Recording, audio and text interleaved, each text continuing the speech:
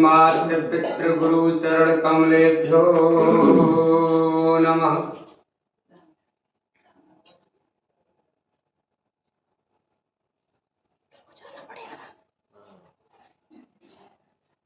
सच्चिदानंद रूपाय विश्वोत्पत्त्यादि Hathaway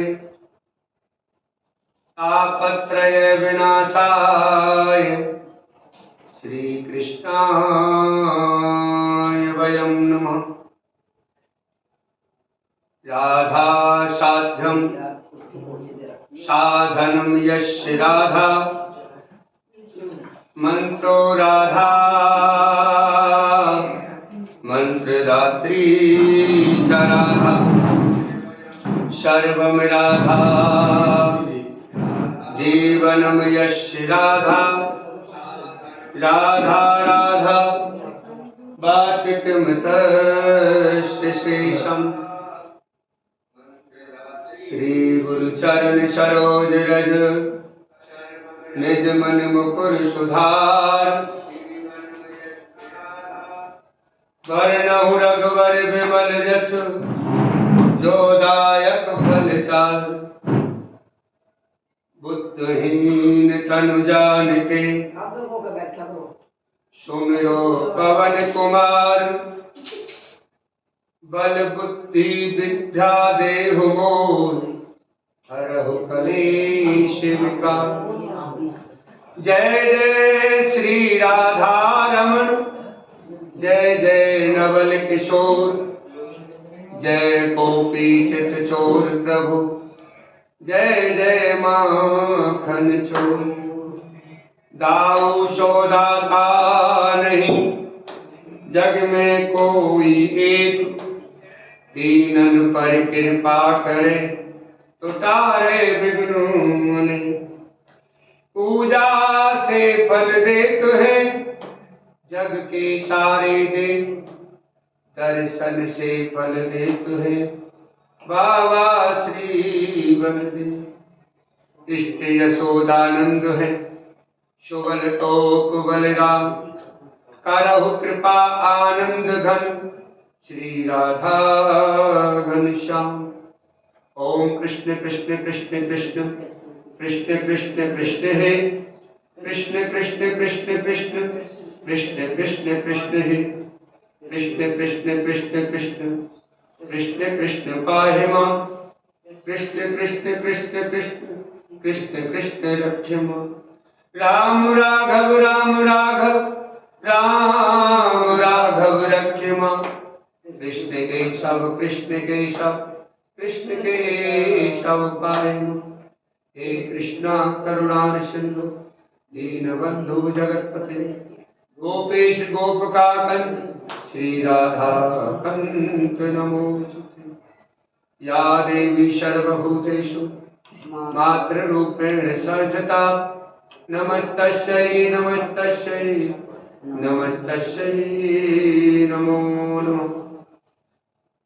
बरसाने की राधिका नंदगांव के श्याम इन दोनों के चरण में मेरा बारंबार प्रणाम।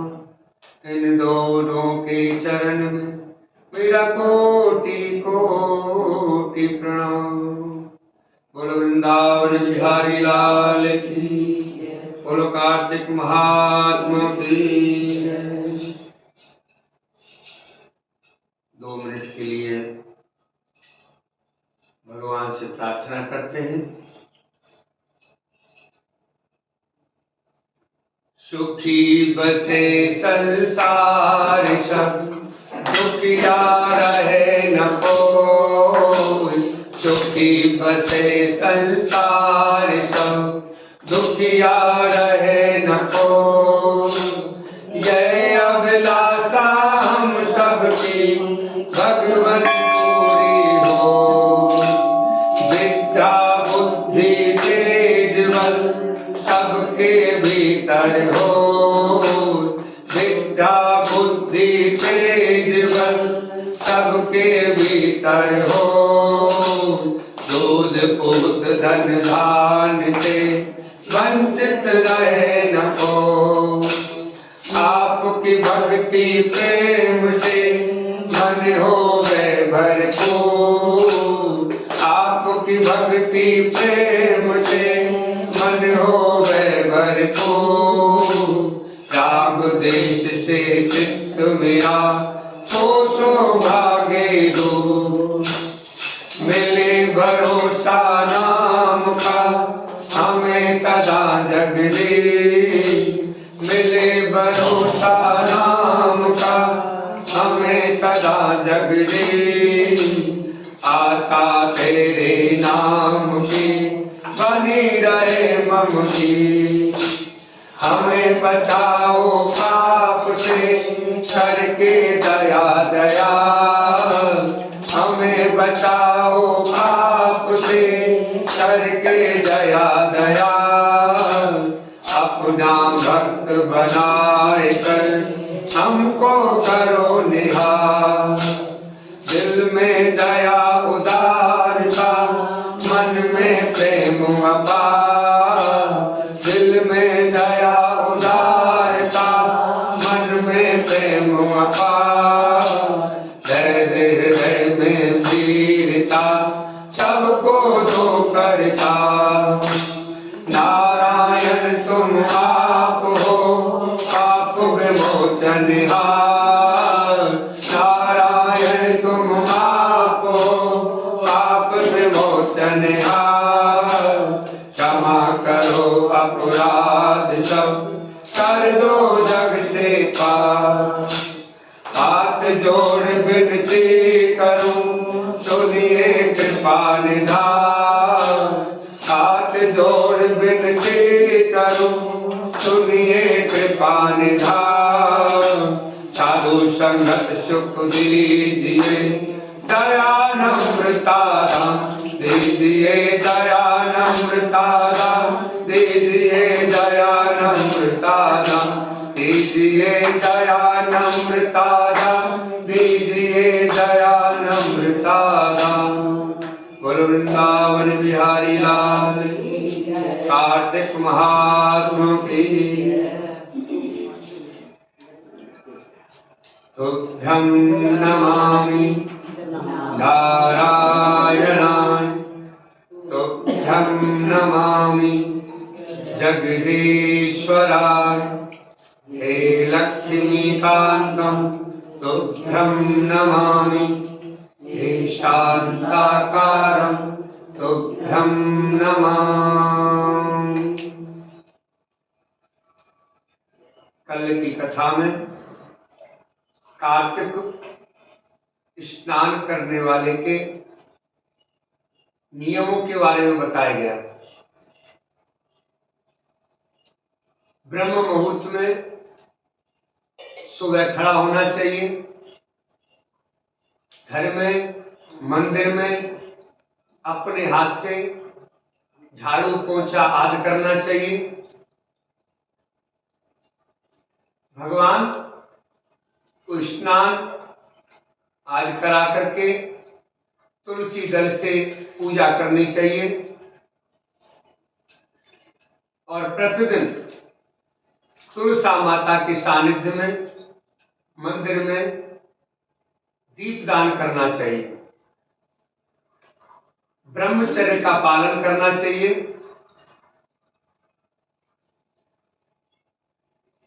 और हो सकता है तो एक नियम प्रतिदिन एक समय भोजन करने का या फलाहार करने का या नमक त्याग का कुछ एक नियम बनाना चाहिए। प्याज लहसुन मांस मदिरा आदि का सेवन नहीं करना चाहिए। और ऐसे व्यक्तियों से बचना चाहिए कि जो गलत रास्ते पर चलने वाले हैं और चलाने वाले हैं।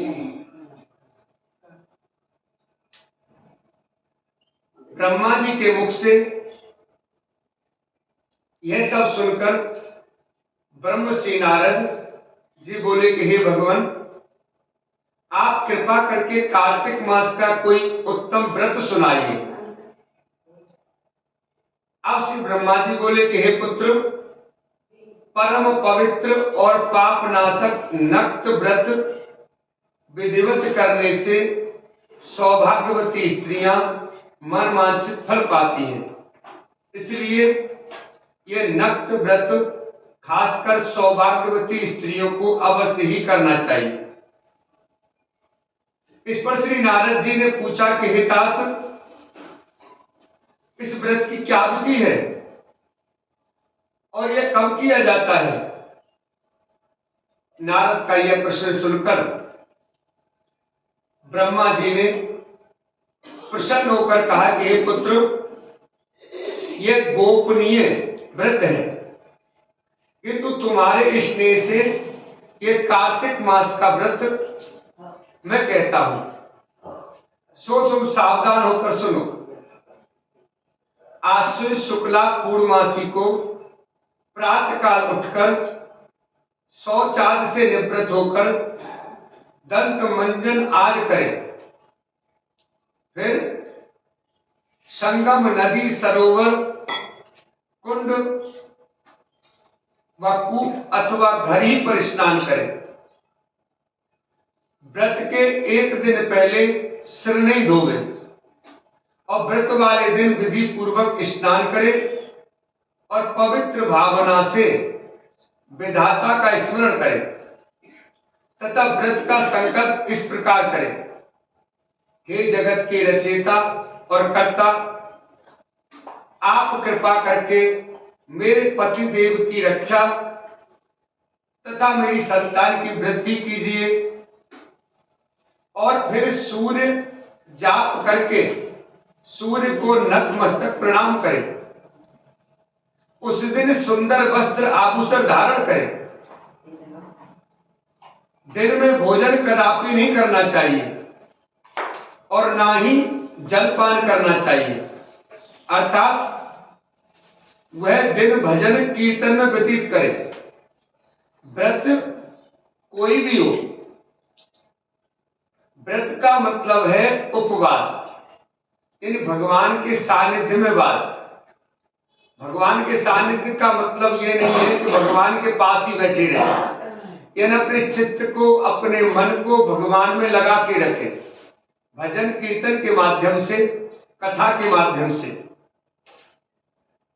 ब्रह्मा जी ने कहा कि हे पुत्र, सायकाल में हमारा यानी ब्रह्मा जी का चांदी के पात्र में दूध डालकर पूजन करना चाहिए। सोना, चांदी, तांबा या मिट्टी की ब्रह्मा की प्रतिमा बना लो, फिर उसको लाल वस्त्र पहनावे और विधि पूर्वक पूजन करें और चांदी के पात्र में रखे हुए दूध को सोने की मथनी से मथे। साथ ही यह प्रार्थना करें कि हे ब्रह्मा जी, मुझे भोग आदि के लिए गौ प्रदान करके मेरी संतति की वृद्धि करिए। मेरे पति देव को धन दान युक्त और चिरायु कीजिए तथा बहुत से दान दास दासियां प्रदान कीजिए। यानी हम व्रत तो करते हैं लेकिन भगवान से इस तरह की कोई प्रार्थना नहीं करते।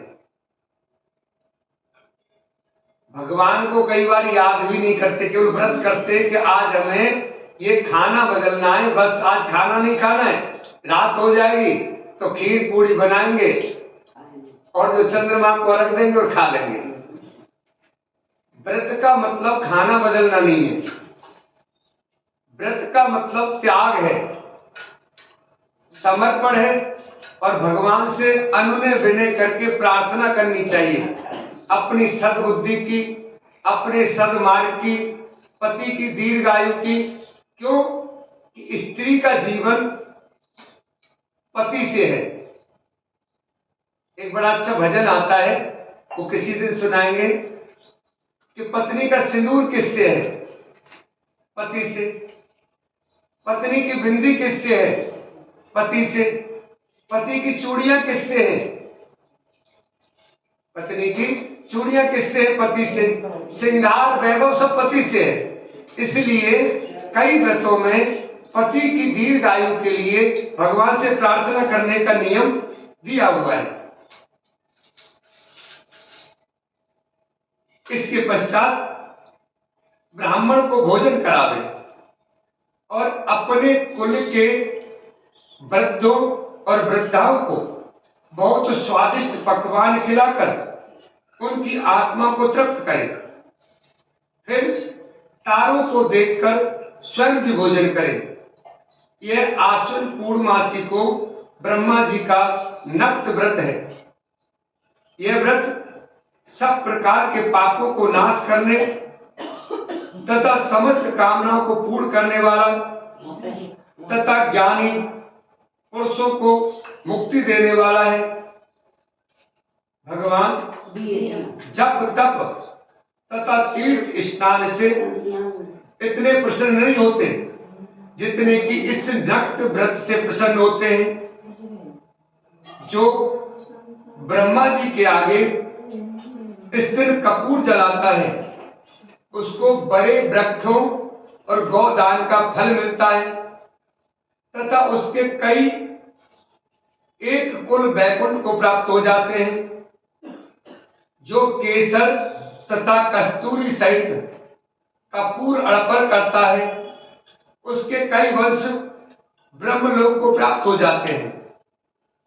जो स्त्री इस दिन वस्त्र दान करती है वह कपड़े के सूत्रों के तारों की लड़ियों के बराबर करोड़ों वर्ष वैकुंठ वास करती है। जो गहने का दान करती है उसको ब्रह्मलोक की प्राप्ति होती है।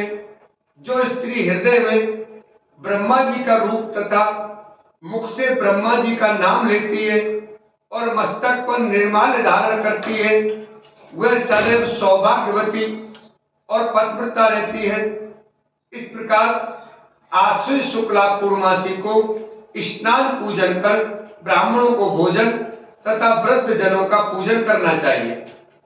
सायंकाल ब्रह्मा जी का पूजन कर प्रार्थना करें, हे ब्रह्म विधाता, यह व्रत मैंने आपके निमित्त किया है, अतः इसमें किसी प्रकार की कोई कमी हो तो उसको आप स्वयं ही पूरी करें।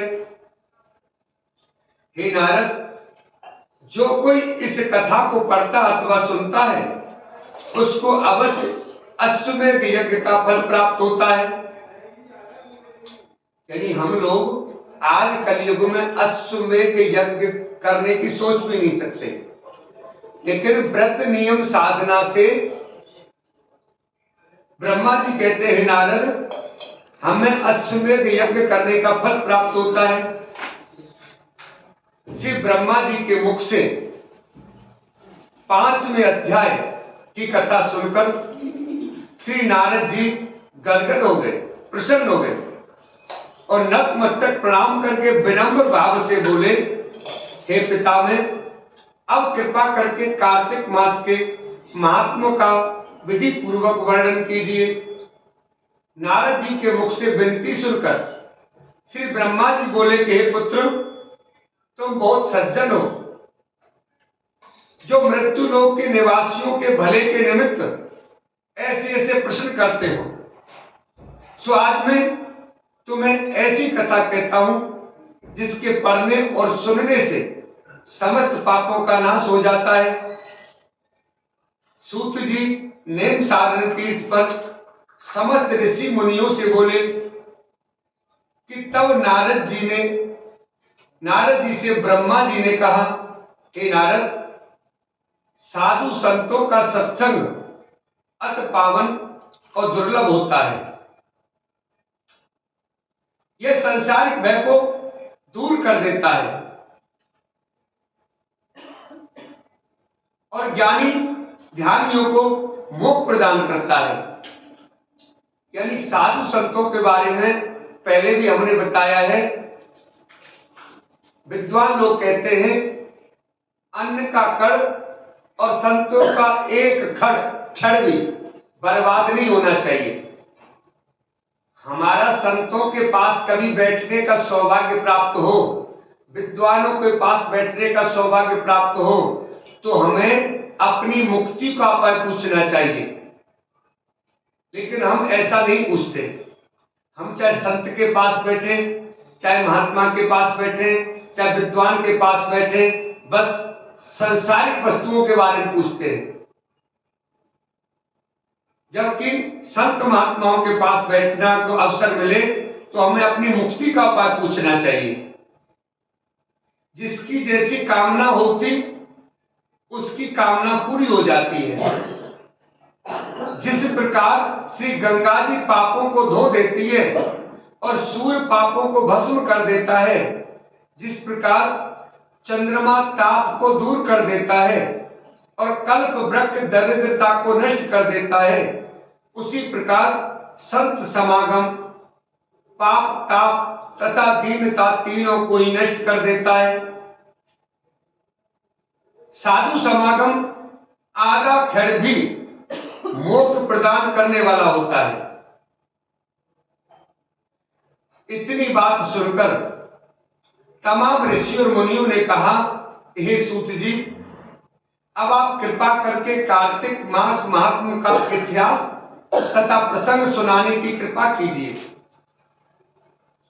तब श्री सूत जी बोले कि हे ऋषियों, एक समय चंद्रबदनी एवं कमल के समान कमल नैनी श्री सत्यभामा के मनी मन में विचार किया कि मैं धन्य हूं, जिसके पतिदेव स्वयं त्रिलोकीनाथ भगवान मधुसूदन हुए। मेरे बराबर सौभाग्यशाली कोई नहीं है और वे 16,108 रानियों से बढ़कर मुझे ही प्रेम करते हैं। जिस कल्प वृक्ष की पृथ्वी पर बसने वाले प्राणी बात तक नहीं जानते, वह कल्प वृक्ष स्वयं मेरे आंगन में लगा हुआ है।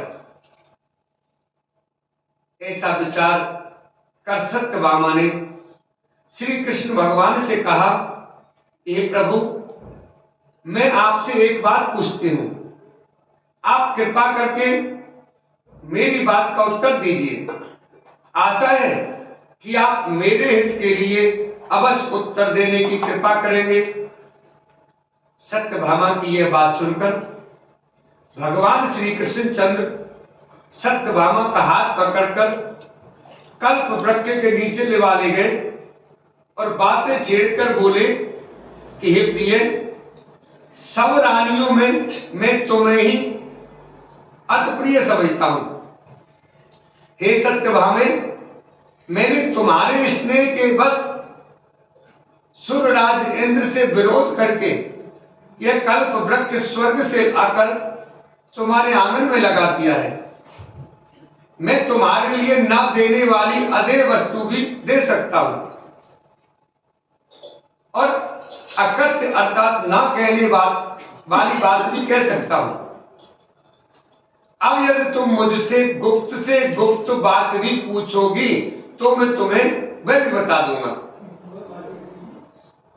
भगवान श्री कृष्ण की बात सुनकर सत्यभामा गदगद होकर बोली, हे स्वामी, हे प्राणनाथ, हे कृपालु, यदि आप मुझसे इतने प्रसन्न हैं तो मुझे यह बताने की कृपा कीजिए कि मैंने पूर्व जन्म में ऐसा क्या शुभ कर्म किया था जिससे मुझे आपकी अर्धांगिनी बनने का सौभाग्य प्राप्त हुआ और गरुड़ पर बैठकर ब्रह्मलोक तथा इंद्रलोक में जाने आने का अधिकार आपके साथ में है।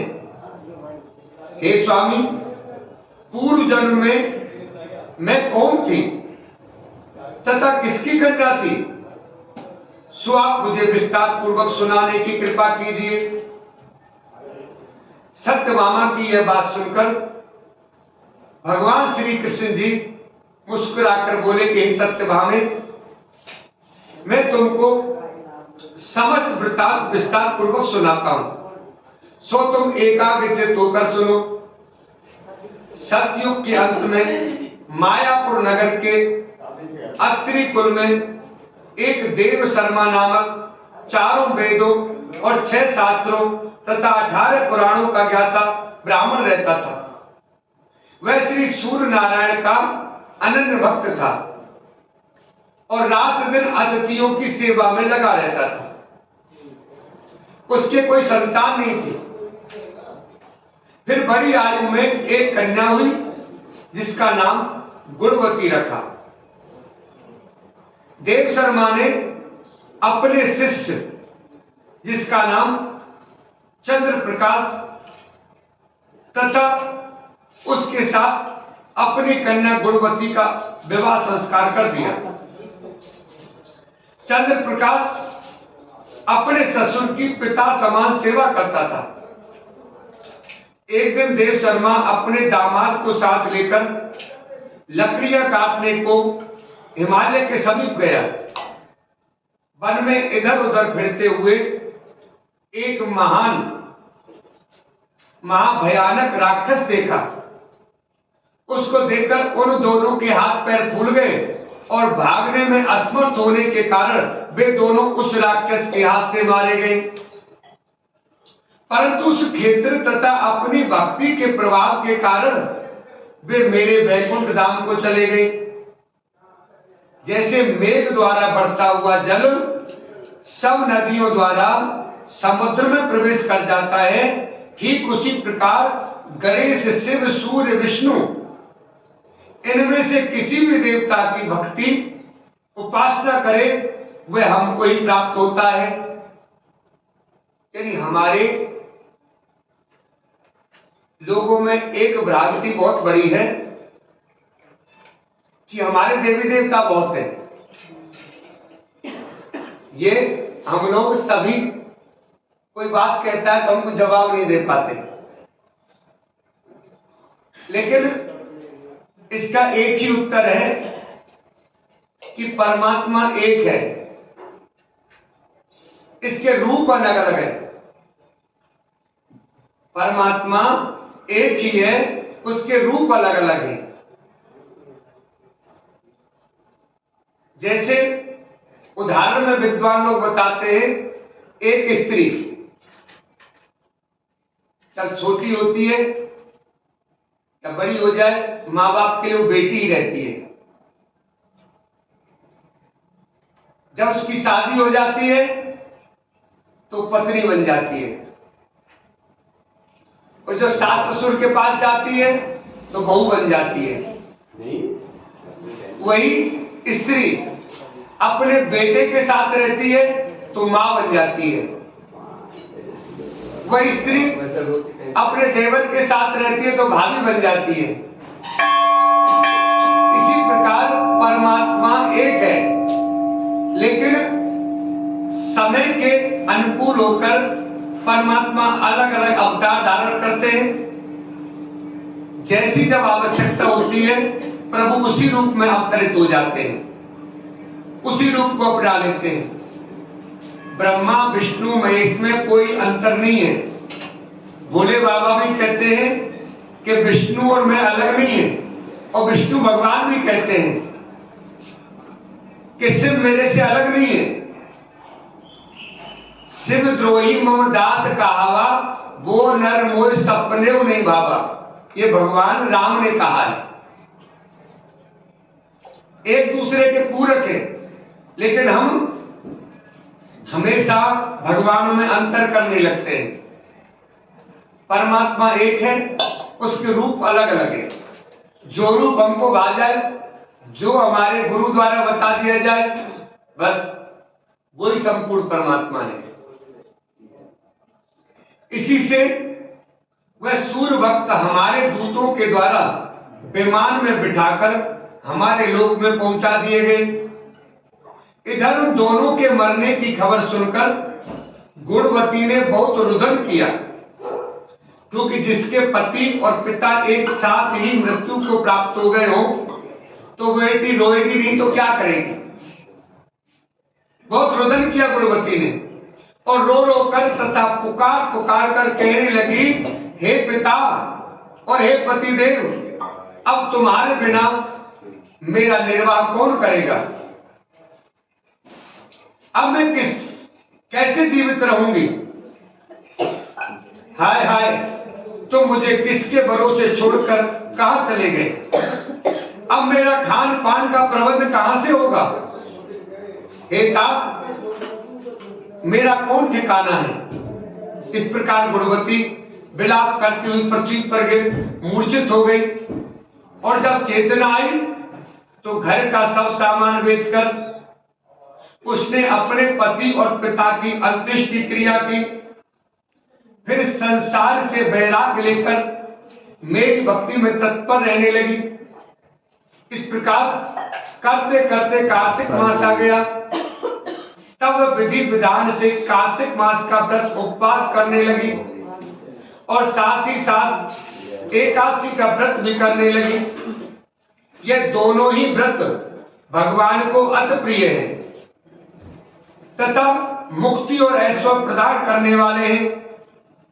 हे प्रिय, इन भगवान कृष्ण सत्यभामा से कह रहे हैं, हे प्रिय, कार्तिक मास में तुला के सूर्य में जो प्रातःकाल स्नान और जागरण तथा दीपदान करते हैं उनके जन्म जन्मांतर के पातक नाश हो जाते हैं। जो मंदिर में प्रातःकाल झाड़ू देते तथा भगवान का पूजन करते हैं वे जीवन मुक्त हो जाते हैं। झाड़ू पोछा मंदिर में वही कर सकता है जिसके अंदर मैं नहीं होगी, जिसके अंदर अपना अभिमान नहीं होगा। अन्यथा जिसके अंदर मैं होगी, अभिमान होगा, उससे शर्म लगेगी। अरे मैं ये झाड़ू पोछा करूंगा, कोई क्या कहेगा, मैं झाड़ू पोछा करूंगा। जिसके अंदर मैं नहीं होगी, जिसके अंदर भगवान पर विश्वास होगा, भगवान के प्रति समर्पण होगा, ये कार्य वही कर सकता है। जो तुलसी के वन की पालना करते हैं वे फिर संसार में जन्म नहीं लेते।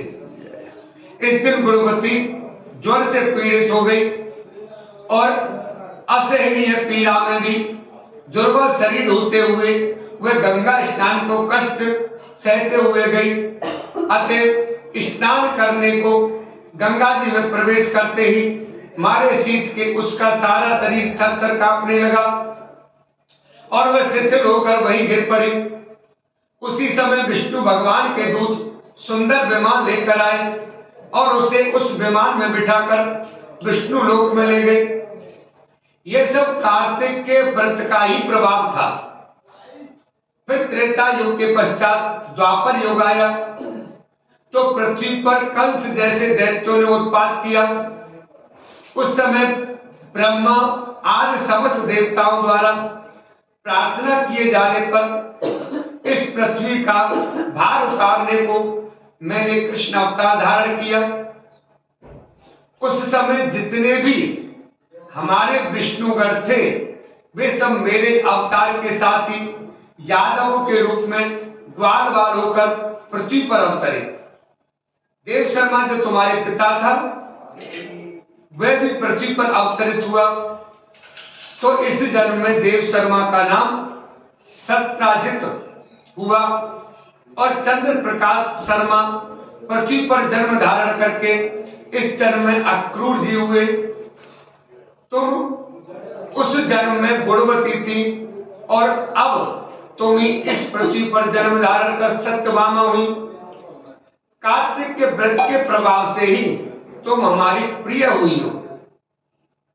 तुमने आजन्म तुलसी के वृक्ष को सींचकर उसका पालन किया, इसी से तुम्हारे आंगन में कल्प वृक्ष है। और कार्तिक मास में जो तुमने दीप दान किया है इसी से तुम्हारे घर में लक्ष्मी का प्रकाश है। कार्तिक मास में व्रत आदि करके तुमने जो काया कष्ट सहन किया है उसी से तुम मेरी अर्धांगिनी हुई हो। जो कोई कार्तिक मास में व्रत आदि करता है वह मुझे तुम्हारे समान प्रिय होता है। हे प्रिय, अन्य दूसरे जप तप यज्ञ दान कार्तिक मास की 16वीं कला के बराबर भी नहीं होते। बोलो कार्तिक महात्मा की।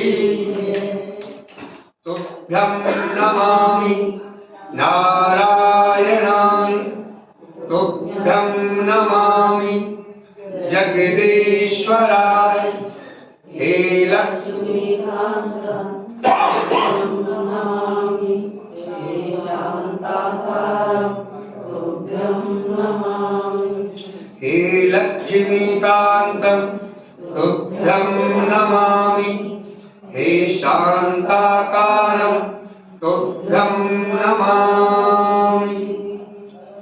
राम आए लक्ष्मण आए देश के पुजारी आए पुकारे पुकारे बुलाए फिर कोई मोरा आकर निकले आओरा दूध बताता पियोरा दूध के बल्ला छोड़ोरा दाल दुधाला छोड़ोरा सबको रोज आम कमाले सबके काम सारे घर भंडार भरेंगे सबका बेड़ा पार करेंगे श्री राम जय राम जय जय राम श्री राम जय राम जय जय राम। सीता माता कहानी कहा करते थे और श्री राम जी सुना करते थे। एक दिन भगवान राम को किसी काम से बाहर जाना पड़ गया। सीता मैया कहने लगी कि प्रभु मेरा तो 12 वर्ष का नित्यनेम है, मैं अपनी कहानी किसे सुनाऊंगी। भगवान बोले ऐसा करियो कुएं की पाल पर जाकर बैठ जाइयो, औरतें वहां पानी भरने आएंगी तेरी कहानी सुन लेंगी। सीता माता बोली अच्छा ठीक है। सीता माता कुएं की पाल पर जाकर बैठ गई। एक बहू आई, रेशम जड़ी की साड़ी पहन रखी थी और सोने का घड़ा ले रखा था। सीता मैया बोली बहन मेरा 12 वर्ष का नित्यनेम सुन ले। बहू बोली जितने में मैं तेरा 12 वर्ष का नित्यनेम सुनूंगी मुझे देर हो जाएगी, घर में सास लड़ेगी। कहानी नहीं सुनी। घर आई तो रेशम जड़ी की साड़ी फट गई और सोने का घड़ा मिट्टी का हो गया। सास बोली बहू किसका दोष सिर ले आई।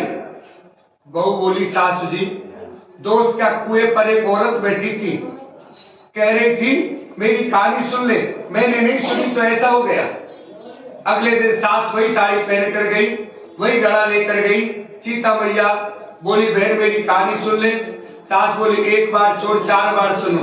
राम आए लक्ष्मण आए देश के पुजारी आए सीता ने पुकारे बुलाए आओ राम कबीर सोई मोरा शंकर निकले आओ राम दूध बताता पियो राम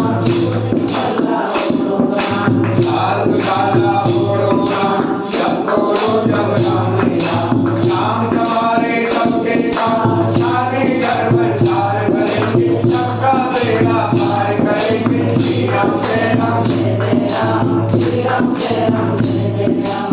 मैं बोली बहन कहानी तो बहुत अच्छी लगी है। घर गई रेशम जरी की साड़ी हो गई, सोने का घड़ा हो गया। बहू बोली सासू जी तुम ये कैसे कर लाई। बहू तू दोष लगाई थी मैं दोष उतार आई।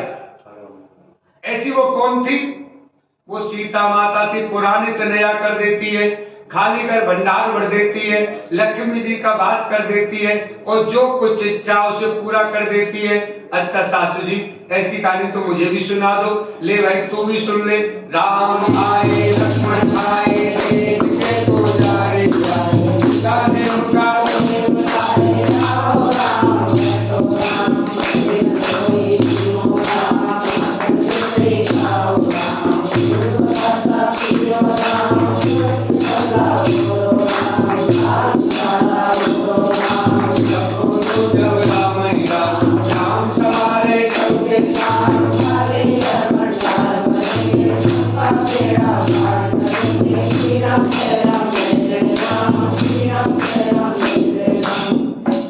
बहू कहने लगी सासू जी कहानी तो बहुत अच्छी है।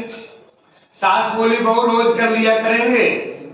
अब सास बहू नहाती, पूजा पाठ करती, नित्य नियम सीता माता की कहानी कहती। आज एक बहुत बड़ी समस्या है, चाहे कोई पास में बैठ जाए लेकिन सास बहू साथ पास में नहीं बैठ सकती। मतलब बहुत कम रह गया है, बहुत कम रह गया है। पहले की तरह नहीं है, तो पूरा परिवार जो एक साथ बैठ जाता था, आज कम हो गया है। आज कुछ तो मोबाइल ने दूरी बढ़ा दी है। बहू अगर मोबाइल चलाएगी तो सास मना करेगी, इसलिए दूरी अच्छी है।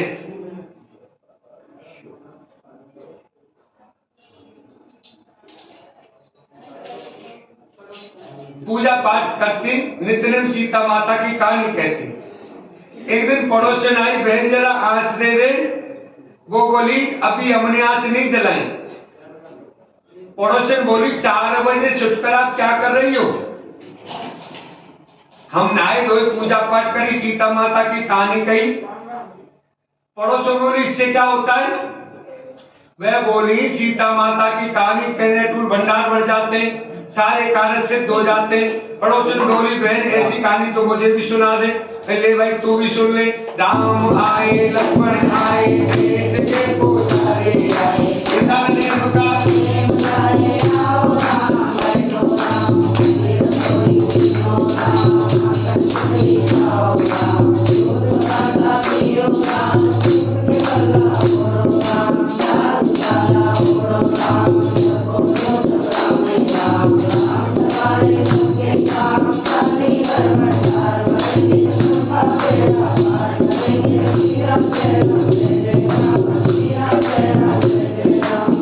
पड़ोसन कहने लगी बहन कहानी तो बहुत अच्छी लगी है।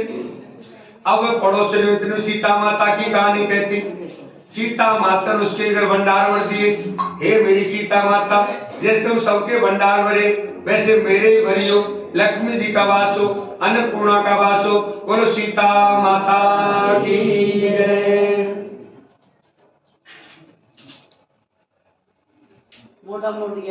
तुभ्यं नमामि नारायणाय, तुभ्यं नमामि जगदीश्वराय। हे लक्ष्मीकान्तं तुभ्यं नमामि, हे शान्ताकारं तुभ्यं नमामि। बोलो पतवारी माता की। एक बुढ़िया माता थी, उसने अपनी बहू से कहा बहू तू दूध दही बेच के आ। बहू बेचने गई तो रास्ते में औरत पीपल पतवारी सींच रही थी। तो उनको सींचता देखकर बहू ने पूछा कि तुम ये क्या कर रही हो? औरतें बोली कि हम पीपल पतवारी सींच रही हैं, इससे अन्न धन होता है, 12 वर्ष का बिछड़ा हुआ पति मिल जाता है। बहू बोली ऐसी बात है तो तुम पानी से सींचती हो, मैं दूध से सींचूंगी। गुजरी बहू रोजाना दूध दही बेचने नहीं जाती, वो दूध तो पीपल में और दही पतवारी में सींचती। सास दूध दही का दाम मांगती तो बहू कह देती सासू जी महीना पूरा होने पर दूंगी। कार्तिक का महीना पूरा हो गया, पूनों के दिन पीपल पतवारी के पास जाकर बैठ गई। पतवारी माता ने पूछा कि तू मेरे पास क्यों बैठ गई? बहू बोली सासू दूध दही के दाम मांगेगी तो मैं कहां से दूंगी। पीपल पतवारी बोली मेरे पास का दाम रखे हैं, ये पान धतूरा है, इसको ले जाकर कोठरी में रख दियो। और डर के मारे ओढ़ के सो गई। सास बोली बहू पैसे लाओ। बहू बोली सासू जी कोठरी में रखे हैं। सास कोठरी खोलकर देखे तो हीरा मोती जगमगा रहे हैं। सास बोली बहू इतना धन कहां से ले आई? बहू ने आकर देखा तो सच्चे ही धन भरा हुआ था। बहू ने सास को सारी बात बता दी। सास ने कहा अब के कार्तिक तो मैं भी पीपल पतवारी सींचूंगी। कार्तिक आया, सास दूध दही बेच आती, हांडी धोकर पीपल पतवारी में चढ़ा देती। आकर बहू से कहा कि मेरे से दाम मांग, लेकिन बहू कहती सासू जी बहू भी कोई दाम मांगती है, पर सासू कहती तू मांग मेरे से। बहू बोली सासू जी पैसे लाओ, तो पीपल पतवारी के पास जाकर बैठ गई। पीपल पतवारी ने सास को पान धतूरा भेडिंडा दे दिया। उसने जाकर कोठरी में रख दिया। बहू खोलकर देखे तो उसमें कीड़े मकोड़े बिलबिला रहे हैं। बहू ने कहा सासू जी ये क्या है? सास ने आकर देखा तो बोलने लगी पीपल पतवारी तो बड़ी दोपट पीटी है, इसको तो धन दिया, मुझको कीड़ा मकोड़ा दिया। तब सब कोई बोलने लगे बहू तो सत की भूखी थी, तुम धन की भूखी हो। हे पतवारी माता, जैसे बहू को दिया वैसे सबको दियो, सास को जैसे दिया वैसे किसी को मत दियो। बोल पतवारी माता की है। संत लोग कहते हैं कि भगवान सबको समान देते हैं, अलग अलग नहीं देते, लेकिन पृथ्वी पर फिर भी कोई सुखी है, फिर भी कोई दुखी है, क्योंकि हमारे ऊपर निर्भर करता है हमारा भाव कैसा है। स्कूल में पढ़ने वाले बच्चों की किताब एक होती है, अध्यापक पढ़ाने वाला एक होता है, समय एक होता है, एग्जाम में जो प्रश्न आते हैं वो भी एक होते हैं, लेकिन उसमें ही एक के 100% आते हैं, एक के 90 आते हैं, एक के 50 आते हैं और एक फेल हो जाता है। ऐसा क्यों होता है? अध्यापक भी वही, किताब भी वही, स्कूल भी वही, लेकिन फिर भी फल अलग अलग, क्योंकि ये हमारे कर्म के ऊपर निर्भर करता है।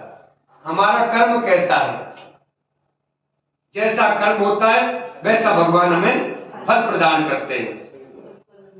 बोलो शंकर भगवान की जय। महादेव जी कैलाश पर्वत से जा रहे थे।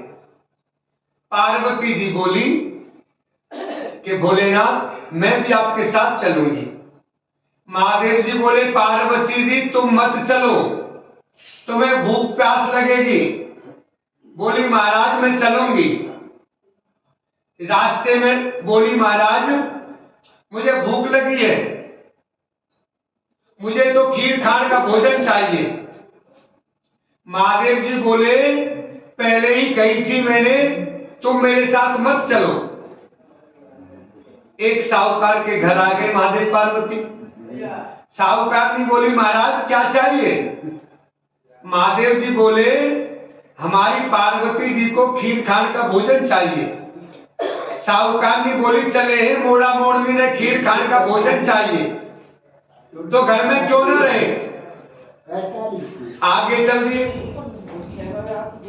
एक बुढ़िया मिली, बोली आओ महाराज बैठो। महादेव जी बोले पार्वती जी ने खीर खाने का भोजन चाहिए। बुढ़िया लोटा लेकर चल दी। महादेव जी बोले बुढ़िया कहाँ चली? बुढ़िया बोली दूध चावल खान लेने जाऊं बाबा। महादेव जी बोले घर में देख।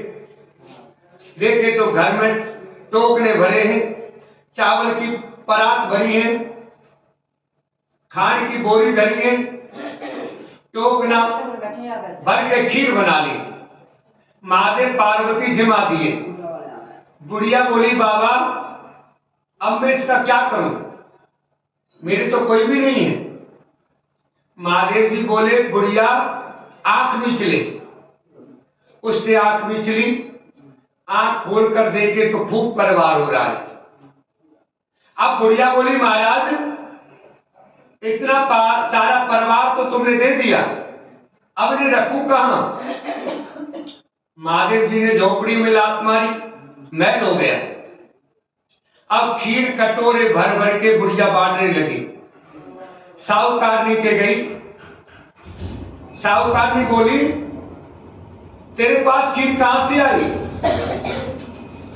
बुढ़िया बोली हमारे महादेव पार्वती जी आए थे। साहूकारनी बोली मेरा रथ तेरे गिर गए, मुझे कुछ भी नहीं रहा। अब वो भागी चली गई। मोड़ा मोड़िया ठहरियो, मोड़ा मोड़िया ठहरियो। साहूकार जी बोली मेरा धनुष को क्यों दे दिया? महादेव जी बोले तेरे ना करी, तेरे ना हो गई, उसने हाँ करी, उसके हाँ हो गई। मैंने तो ना उठाया न डाला। पैर पकड़ के खड़ी हो गई साहूकारनी। महाराज कुछ तो दे के जाओ। महादेव बाबा बोले तेरी घीड़ली में घी रहेगा, तेड़ली में तेल रहेगा, काम तेरा रुके ना, धन तेरा जुड़े ना। जैसे बुढ़िया ने आई सबको आइयो, कहते सुनते ओंकार वर्ते को, बोलो शंकर भगवान की। तो भ्यम नमामि नारायणाय, तो भ्यम नमामि जगदीश्वराय, हे लक्ष्मीकांतम तुभ्यं नमामि, हे शांताकारं तुभ्यं नमामि, तुभ्यं नमामि जगदीश्वराय, हे लक्ष्मीकांतम तुभ्यं नमामि, हे शांताकारं तुभ्यं नमामि। बोलो शंकर भगवान की।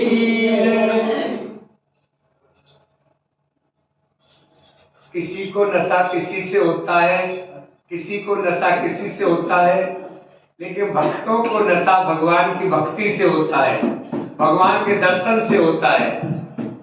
तो भक्त कहता है बिन पिए नशा हो जाता है, जब सूरत देखो भोले की। बिन पिए नशा हो जाता है, जब सूरत देखो भोले की। जब सूरत देखो भोले की, जब सूरत देखो भोले की, जब सूरत देखो बाबा की, जब सूरत देखो बाबा की। बिन पिए नशा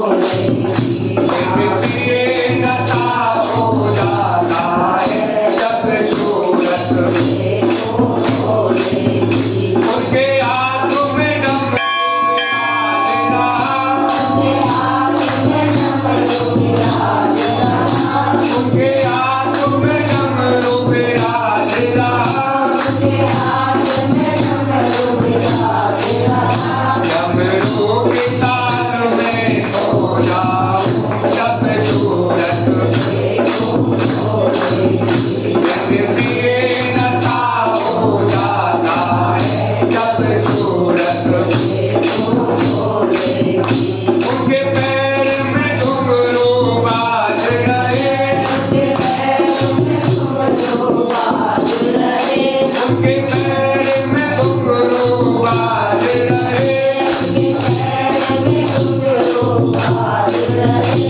घुंघरू की तार में खो जाऊं जब सूरत, घुंघरू की तार में खो जाऊं जब सूरत, जब सूरत देखूं भोले की, जब सूरत देखूं बाबा की, जिंदगी नशा हो जाता है, जब सूरत देखूं भोले की, जिंदगी नशा हो जाता है, जब बोलो शंकर भगवान की जय, बोलो तुलसा माता की जय। शुभ्रं नमामि नारायणाय, शुभ्रं नमामि जगदीश्वराय, हे लक्ष्मीकान्तं शुभ्रं नमामि, हे शान्ताकारं शुभ्रं नमामि। तुलसा महारानी कुंवर की पटरानी, कोई रानी तुलसा तो सावन मास कोई हरियाली, तुलसा महारानी कुंवर की पटरानी, ओ कोने महीने में कोई तेरी पूजा तो, कोने महीने में कोई पटरानी, तुलसा महारानी कुंवर की पटरानी, ओ कार्तिक महीने में कोई तेरी पूजा तो, अक्षय मास कोई पटरानी, तुलसा महारानी कुंवर की पटरानी, ओ दुखों सुने आरती तो की परेशानी,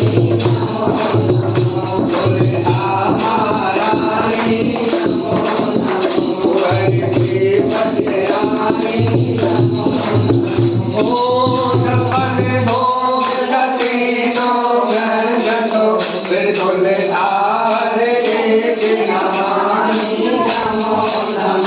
तुलसा महारानी कुंवर की पटरानी, ओ कोई तुलसा को सवेरे गाए तो,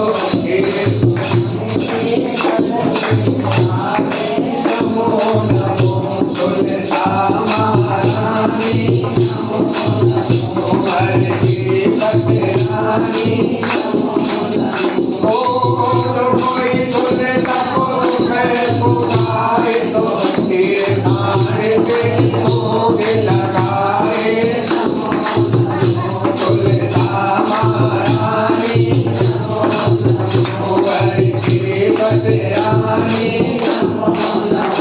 ओ कोई दूसरा भाई चाँद को गाए तो, मेरे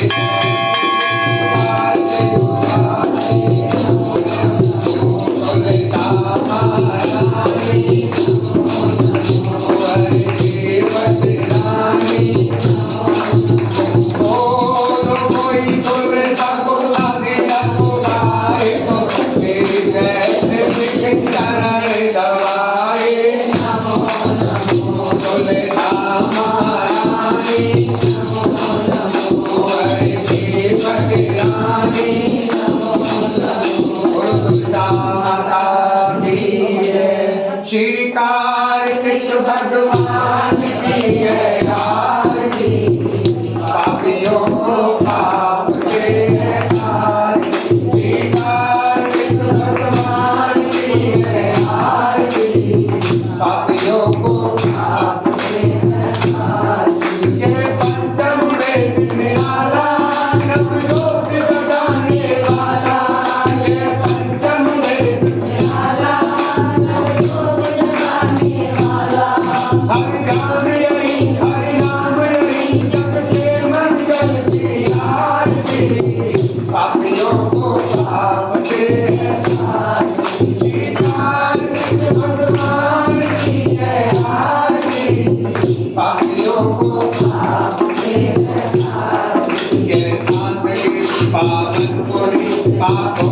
मिटाने वाला, हर दर्द कराने वाला, जय शांत की पावन बोली, पापों को मिटाने वाला, हर दर्द कराने वाला, जय सुखमरनी, जय सुखमरनी, श्री मधुसूदन की आरती, पापियों को पाप से नहारती, श्रीकाल कृष्ण भगवान की है आरती, पापियों को पाप से नहारती, जय मधुर बोल जगपंथ को सन्मार्ग बताने वाला, बिगड़ी को बनाने वाला, जय मधुर बोल जगपंथ को सन्मार्ग बताने वाला, बिगड़ी को बनाने वाला, श्री राम यही घनश्याम यही सबकी महिमा की आरती, पापियों को पाप से नहारती, श्रीकाल कृष्ण भगवान की है आरती, पापियों को पाप से नहारती, श्रीकाल कृष्ण भगवान की है आरती, पापियों को पाप से नहारती, वृंदावन बिहारी राम के बिहारी थे, आरती गाऊं आपके बिहारी थे, आरती गाऊं करे आपको मनाऊं, आरती गाऊं करे आपको मनाऊं, तेरे घर से आरती गाऊं, तेरे घर से आरती गाऊं, मोरे मुकुट तेरे शीश पे सोए, मोरे मुकुट तेरे शीश पे सोए, प्यारे मन की मेरो मन मोहे, प्यारे मन की मेरो मन मोहे, क्या सवे तो मंदिर में बताऊं, क्या सवे तो मंदिर में बताऊं, आपके बिहारी से आरती गाऊं, आपके बिहारी से आरती गाऊं, चरणों में निकली गंगा प्यारी, चरणों में निकली गंगा प्यारी, जिसने सारी दुनिया सारी, जिसने सारी दुनिया सारी, उनके चरणों में शीश झुकाऊं, चरणों में शीश झुकाऊं, आपके बिहारी से आरती गाऊं, आपके बिहारी से आरती गाऊं, नाथ अनाथ के नाथ आप हो, नाथ अनाथ के नाथ आप हो, सुख दुख जीवन सारे साथ आप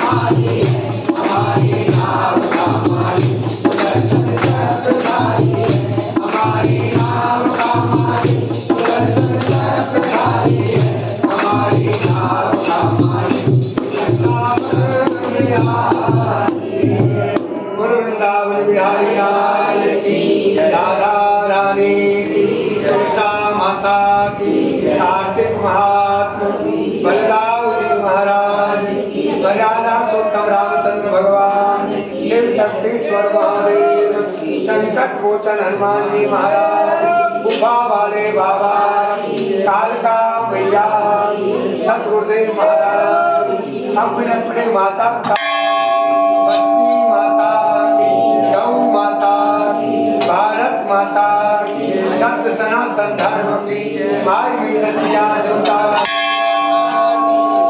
जय महाराज श्री बोल चाचे दरबार की जय। ओम नमः पार्वती पते हर हर महादेव। जय जय श्री राम, जय जय श्री राम, जय जय श्री राम।